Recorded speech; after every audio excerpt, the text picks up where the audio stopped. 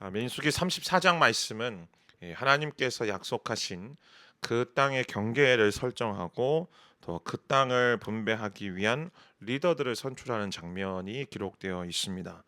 먼저 오늘 본문인 이 1절부터 15절까지의 말씀은 하나님께서 허락하신 하나님께서 주신 이 가나안 땅의 사방 경계에 대한 이야기입니다.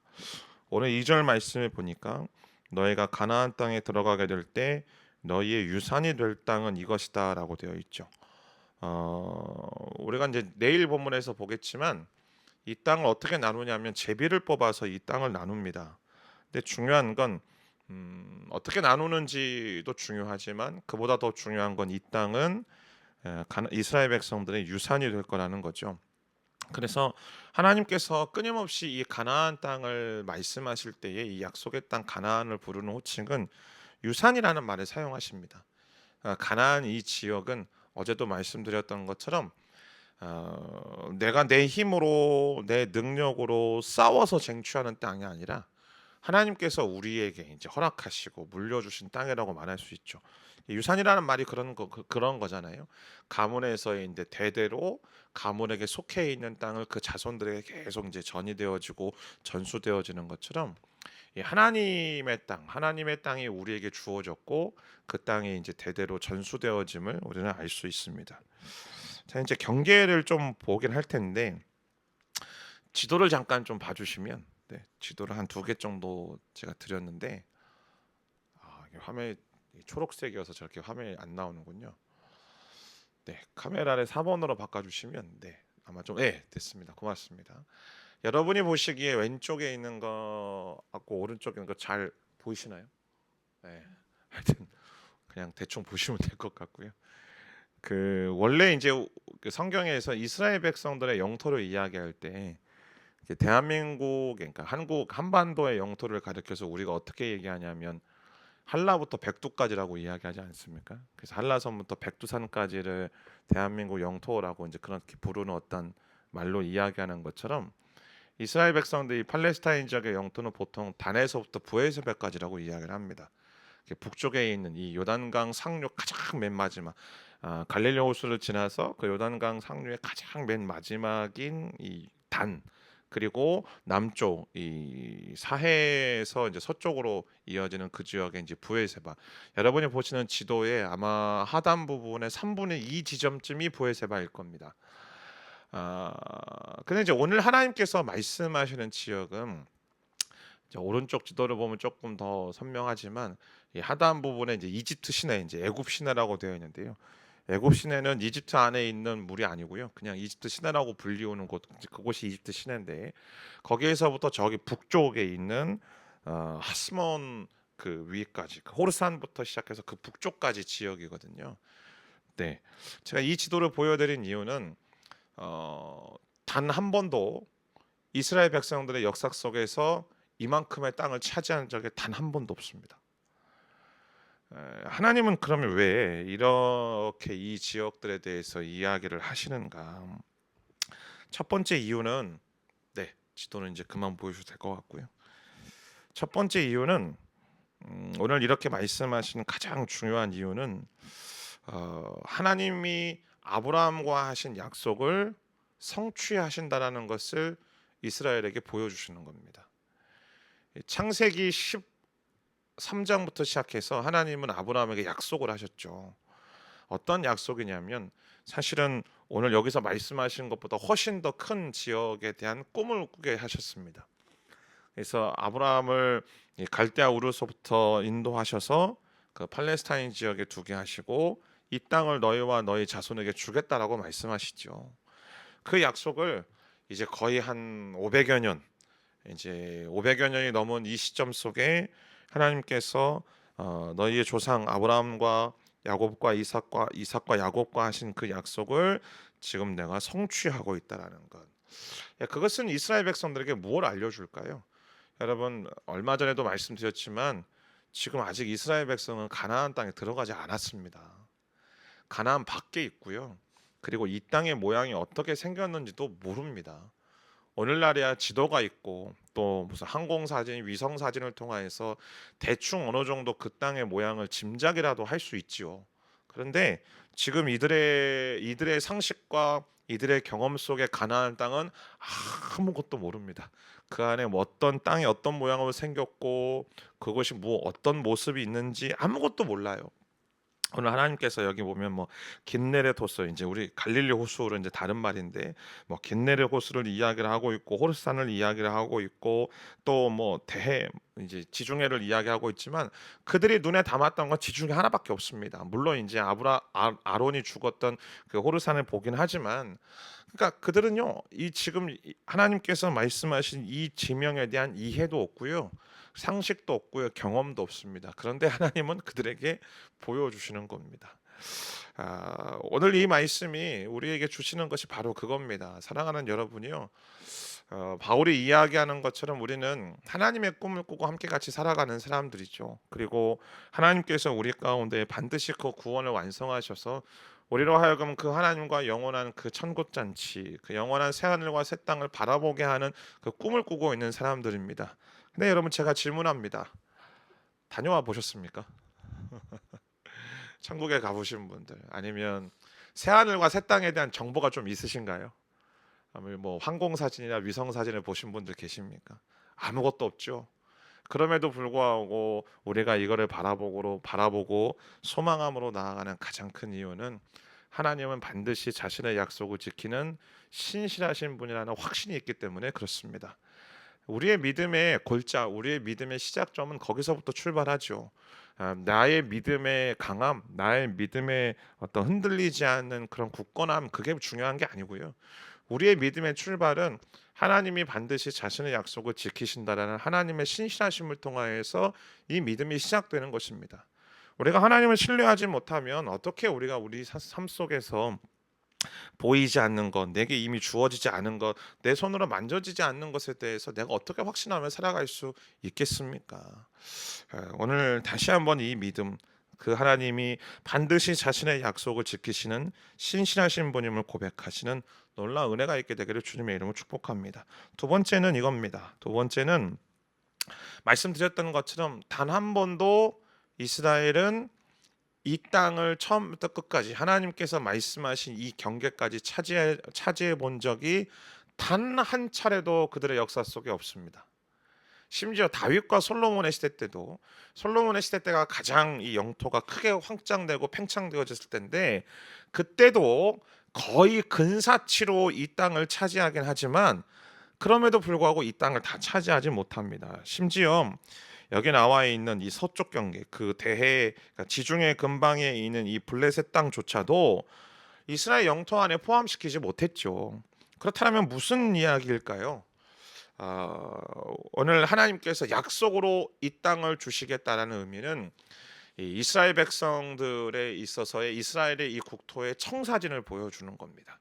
그것이 나의 땅이라는 거죠. 내가 약속으로 주어지는 땅. 그렇다면 이스라엘 백성들에게 또 다른 도전을 하고 있는 겁니다.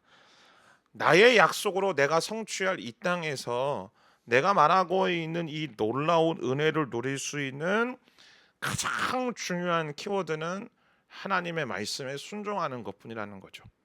하나님의 백성으로서 하나님의 말씀에 순종할 때 하나님의 정하신 이 놀라우신 은혜의 영역들 안에서 살아갈 수 있다라는 거예요. 근데 우리가 이 약속의 실현을 가로막고 있는 장애물이 하나님의 변덕스러움일까요? 이스라엘 백성들이 이 땅을 전체를 다 차지하지 못하고 그 하나님이 약속하신 은혜를 누리지 못했던 이유가 도대체 무엇 때문일까요? 결국 그것은 이스라엘의 불신앙이었던 거죠. 이스라엘 백성들이 하나님의 말씀에 온전히 순종하지 못했기 때문에, 그리고 어제도 함께 같이 나누었지만 그들 안에 가지고 있는 이방인들을 몰아내지 않고 그들이 함께 같이 타협하고 그곳에서 살아가며 그들의 우상들을 받아들이고 그들의 문화들을 받아들였기 때문에 결국 이스라엘 백성들은 하나님이 약속하신 그 약속을 온전히 누리지 못했던 것 아닙니까? 오늘날 이 시대를 살아가고 있는 저와 여러분들에게 동일하게 말씀하시는 내용이 그렇습니다. 여러분, 하나님의 약속은 변하지 않습니다. 말씀 속에서 우리 가운데 약속하신 하나님의 축복과 하나님의 은혜는요, 사실 인간이 상상하고 인간이 생각하는 그 어떤 것보다도, 어떤 기준보다도, 어떤 높이와 어떤 깊이와 어떤 넓이보다도 훨씬 더 위대하고 광대하고 넓고 충만하신 줄 믿습니다. 아멘. 그럼에도 불구하고 우리가 이를 누리지 못하고 있는 이유는 하나님의 변덕스러움이 아니라는 거예요. 하나님에게 문제가 있어서가 아니라 나에게 문제가 있어서기 때문에 그런 것이죠. 어제도 말씀드렸던 것처럼 나의 신앙생활의 열심의 정도의 문제가 아니라 오늘 내 안에 여전히 가지고 있는 나의 옛사람의 모습들, 그리고 이 세상과 타협하려고 하는 모습들, 주일에도 말씀을 드리겠지만 그리스도인답게 이 세상 한복판 속에서 당당하게 나의 신분과 나의 정체성을 드러내고 살아가지 못하고 있는 나의 믿음의 연약함들로 인하여서 우리는 하나님의 약속을 누리지 못하고 있는 것입니다. 사랑하는 성도 여러분, 그러기에 오늘 이 땅의 경계의 말씀들을 통하여 다시 한번 우리는 믿음으로 결단해야만 합니다. 어떤 믿음의 결단? 하나님의 약속은 충만하신 줄 믿습니다. 하나님의 은혜는 충만하신 줄 믿습니다. 주님, 내가 이 은혜 가운데 살아가도록 하나님, 내가 오늘 주의 말씀에 온전히 순종할 수 있는 순종의 믿음을 허락하여 주십시오. 그것이 이제 두 번째 우리의 믿음의 모습이라는 거죠. 첫 번째 믿음이 하나님의 신실하심에 대한 확신. 두 번째 믿음은 하나님의 말씀에 온전히 순종할 수 있는 믿음을 허락해 주십시오라는 그것이 우리의 믿음의 내용이어야만 합니다. 그럼 세 번째는 무엇일까? 말씀을 쭉 묵상하면서 그런 생각이 들었습니다. 아니, 하나님께서 이스라엘 백성들에게 말씀하신 이 땅, 그러면 다른 땅은 하나님의 땅이 아닌가? 이 경계선 밖에 있는 땅은 하나님의 땅이 아닌가? 왜 하나님은 이 땅 안에만 몰아넣으시고 이 땅에서만 이들과 함께 하신다라고 말씀하시는가? 그런 생각을 해보게 되었습니다. 그러다가 순간 번뜩 그런 마음, 그런 감동이 있었는데 뭐냐면 사도 바울이 자신의 서신서에서 끊임없이 이야기하고 있는 한 가지의 어구가 있거든요. 문장이 있어요. 그게 뭐냐면 그리스도 안에서예요. 엔 크리스토스. 그리스도 안에서. 그리스도 안에 있을 때에 비로소 하나님과 온전한 교제를 누릴 수 있고, 그리스도 안에 있을 때에 진정한 기쁨을 누릴 수 있고, 그리스도 안에 있을 때에 비로소 하나님의 꿈과 하나님의 비전을 이루어가는 성취할 수 있는 그 능력이 우리 가운데 임한다라고 성경은 분명하게 우리에게 말하고 있지 않습니까? 하나님께서 아담을 창조하시고 그 아담을 하나님이 지으신 에덴 안으로 데리고 들어오셔서 그 에덴 안에 머물게 하시고 에덴 안에 있는 땅을 경작하게 하시고 그 에덴 안에서 그 사람을 기거하게 하셨던 가장 큰 이유는 무엇일까? 하나님이 아담과 교제하기 위해서이죠. 하나님이 아담과 대화하기 위해서였고 하나님이 아담과 동행하기 위해서였습니다. 그러나 인간은 어떻게 합니까? 그 안에 두었다라는 그것 자체를 구속이라고 판단하고 스스로 하나님처럼 되어보고자 하는 그 교만을 가지고 하나님 앞에서 독립선언을 하죠. 하나님, 나 나가겠습니다. 네, 하나님 품에 없어도 나는 하나님과 함께 같이 있잖아도 나는 얼마든지 행복해질 수 있고 나는 얼마든지 자아실현을 할 수 있습니다. 그 결과 그들은 오히려 죽음과 사망과 죄의 노예가 되어지는 것이죠. 여러분, 오늘 하나님께서 이 땅의 경계를 말씀하시는 것은 단순히 어떤 너희의 국토는 이 정도야, 이 정도 이상의 욕심도 부리지 마, 그런 이야기가 아니라 우리로 하여금 누구의 경계와 누구의 영역 안에 있을 때 비로소 우리는 인간다워질 수 있는지에 대해서 분명하게 말씀하시는 겁니다. 곧 하나님께서 정하신 그 하나님의 영역, 하나님의 품 안에 있을 때, 하나님의 그늘 안에 있을 때, 하나님의 손 아래 있을 때 비로소 인간은 인간다워질 수 있는 것이고, 그리고 인간은 인간답게 살아갈 수 있다라는 것이죠. 곧 오늘날로 우리에게 이야기하자면 예수를 믿는 그리스도인의 삶의 영역은 그리스도 안입니다. 교회라고 이야기하는 게 아닙니다, 여러분. 그리스도 안이라는 거죠. 오직 그리스도 안에서 우리는 살아가는 것. 그리스도 안이 나의 삶의 경계로 인식하는 것. 그 그리스도를 넘어가면, 예수 그리스도를 넘어가면 나는 죽을 수밖에 없다는 사실을 내가 고백하는 것.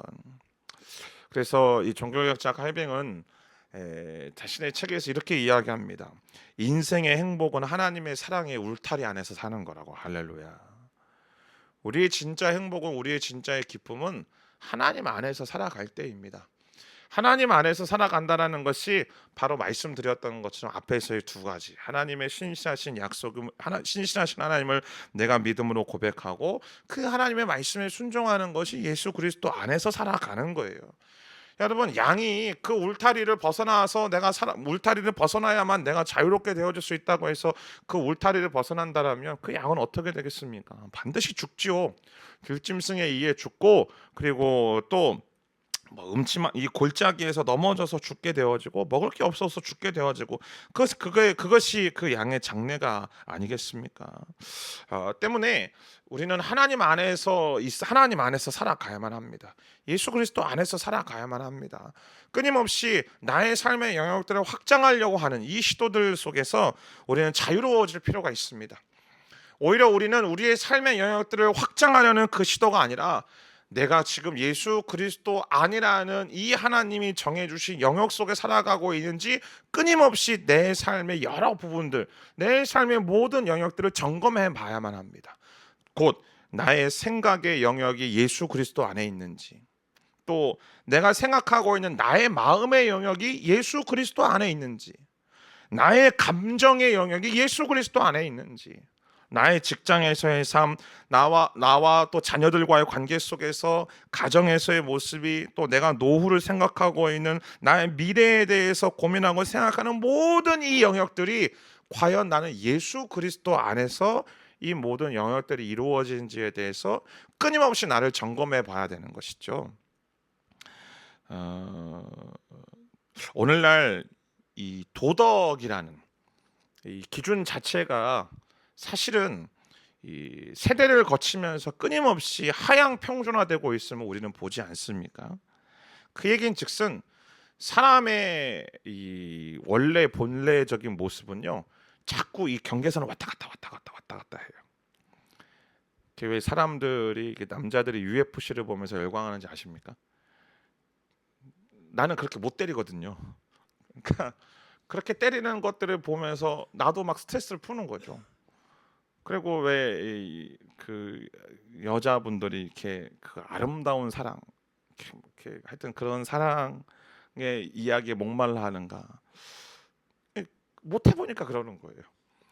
그래서 이제 이 드라마나 영화 속에서 불륜을 굉장히 아름다운 사랑으로 막 묘사해서 이야기하고 있는 이유가, 이 사람의 이 도덕의 경계를 자꾸 건드는 거거든요. 이 도덕의 경계를 건드려서 그 안에서 카타르시스를 느끼게 하는 겁니다. 그게 문학의 장치입니다. 그게 영화의 기법이기도 하고 시나리오를 쓰는 기법이기도 한데, 마찬가지로 인간은 자꾸 이 하나님 안에, 그리스도 안에서라는 과 그리스도 밖의 그 경계에서, 그 경계에 머물러 가지고 자꾸 왔다 갔다 해요. 그래서 자신을 시험하죠. 요렇게 발을 내밀면 하나님은 나에게 어떻게 하시는가? 요 정도 하면 하나님이 나에게 어떻게 일하시는가? 자꾸 자신을 시험합니다. 근데 하나님의 오래 참으심을 마치 하나님이 용인으로 생각하고, 요 정도는 괜찮구나 라고 해서 자기 삶을 자꾸 확장하려고 하는 거거든요. 네, 여러분 아십니까? 진짜 행복은 사이드로 나가는 게 아니고 중심으로 모아질 때 우리의 진정한 행복은 임하는 줄 믿습니다. 나의 시선의 방향을 자꾸 경계선에 두려고 하는 것이 아니라, 나의 시선의 방향을 자꾸 나의 삶의 중심으로 몰아넣을 때에 비로소 우리는 진정한 행복을 느끼게 되어지는 것이죠. 그 삶의 중심, 곧 예수 그리스도께서 계시는 그 예수 그리스도가 계시는 내 삶의 보좌를 향하여서 우리의 시선과 우리의 마음을 쏟아내 놓을 때에 우리는 진정한 행복과 감사와 기쁨을 누리게 되는 줄 믿습니다. 사랑하는 성도 여러분, 오늘도 우리를 부르신 그 주님의 영역 안에서 살아가게 되기를 주님의 이름으로 축복합니다. 예수 그리스도 안에서 생각하고, 예수 그리스도 안에서 말을 하고, 예수 그리스도 안에서 업무를 하고, 예수 그리스도 안에서 비즈니스 파트너들과 대화를 하고, 예수 그리스도 안에서 우리 자녀들과 대화하며, 예수 그리스도 안에서 오늘 잠자는 그 잠자리에 드는 그 시간들까지 우리에게 주어진 오늘의 하루를 살아내는 저와 여러분들의 믿음의 삶이 되어지기를 주님의 이름으로 축복합니다. 이 시간 기도하겠습니다.